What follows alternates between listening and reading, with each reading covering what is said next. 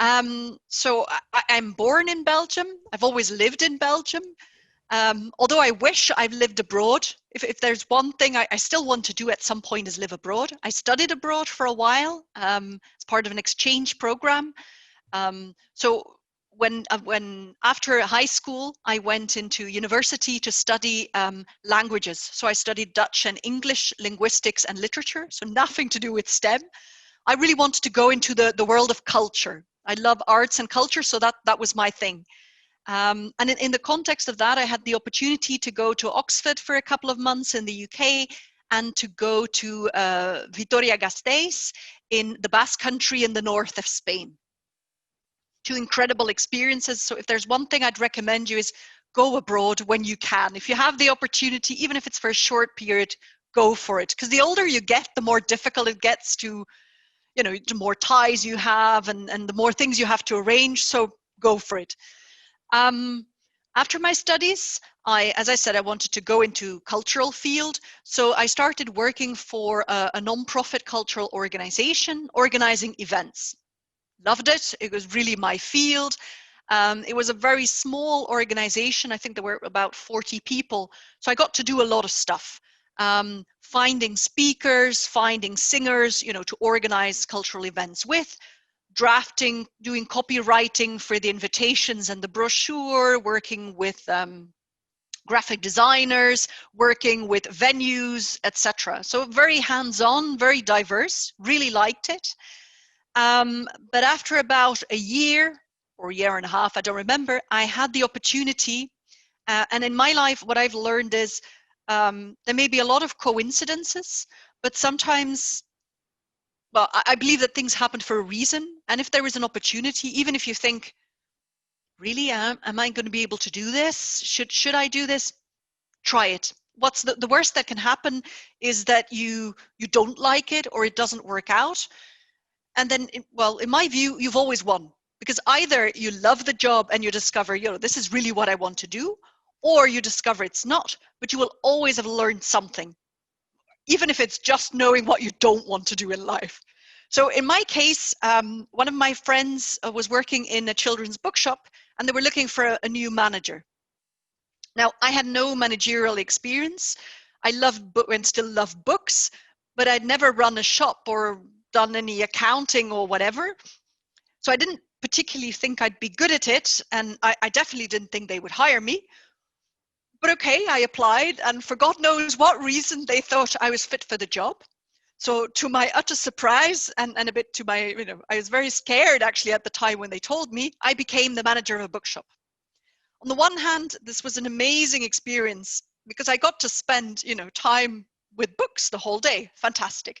And I got to decorate the shop and get to know my clients, have face-to-face contact, work with libraries who are actually the biggest customers of bookshops. So great. However, I also learned two other things. The first one is something that has helped me through life, and that is managing people. How do you lead a team? Because I was 23 and suddenly I had a team of 2 sales assistants, one of which was already in her 50s, who basically told me, you have no experience, you don't know anything about bookshops, I'm not going to listen to anything you say. Ah, okay. But, you know, you learn as you go along, you learn to talk to people, you learn to meet them where they are, they get to know you. And so that's been an invaluable experience, knowing how to lead a team. And maybe one particular example, know how to have difficult conversations.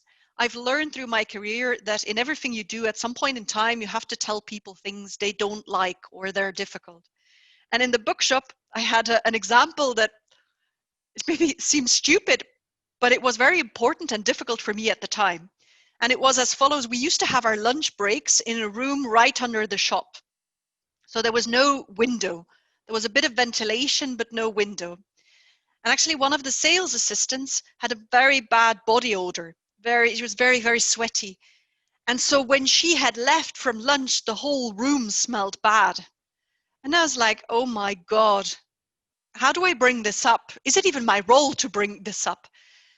And so in the end, I plucked up my courage and I did tell her in the most respectful way that I could, not being judgmental or not complaining, but just stating the facts and the impact. And actually, that was one of the best conversations I've had in my whole life, because I was so scared for it. And then this lady actually told me afterwards, I'm so grateful somebody told me. This must have been the case already for years, but nobody's ever told me something. And I think maybe they were talking behind my back. I didn't know I was giving off a bad body odor, but the fact that you raised this subject with me in a very respectful manner made the difference. So that was very valuable learning. But the other learning was, well, less good, was that I learned that the book sector was not a very reliable employer. So sometimes you get paid, sometimes you don't. At that time, I was renting a flat, and I discovered that, not knowing when your wages are coming in is not a good way to work. So I decided to change, even though I loved the books, but I wanted something a bit more stable with more stable income. So I moved into a whole different direction. I moved to a bank. Now, that happened a bit again by accident. My whole life is accidents, in the sense that, so I was so focused on something in the cultural sector, but then you're going to ask something, Thijs? So you are talking and I'm seeing myself, because, Funny. Why yes, is because that? I graduated in bioprocess engineering. Right now I'm Wow. teaching English and I work with G4G. So what do you have to say about this dynamics when it's good and when it's not? As you said, like sometimes you were okay with this changing, and sometimes you thought, okay, now I need something more stable. So what is the difference between it's a good thing, this dynamic life, and sometimes not? It's a very good question. For me, it has always been around the period in my life I was at. So what I mean by that is, at that time, for example, I've talked too much. I knew it. We're going to have more breakout sessions to You answer can questions. you can But finish your answer. yeah, Definitely, I'll we have finish a my strict answer. time. For me, it was really about my life situation. When I was hiring or an apartment, when I was buying an apartment later on, I wanted stability and security. When I started out after college, all I wanted was, something fun and learn something new. I recently changed jobs again after 15 years having worked for one company. Again, there were pros and cons to it. Here, my driver was, I want to do what I want to continue my job because I love what I do, diversity and inclusion, but I want to see another environment. And you weigh up what is important for you at that moment in your life.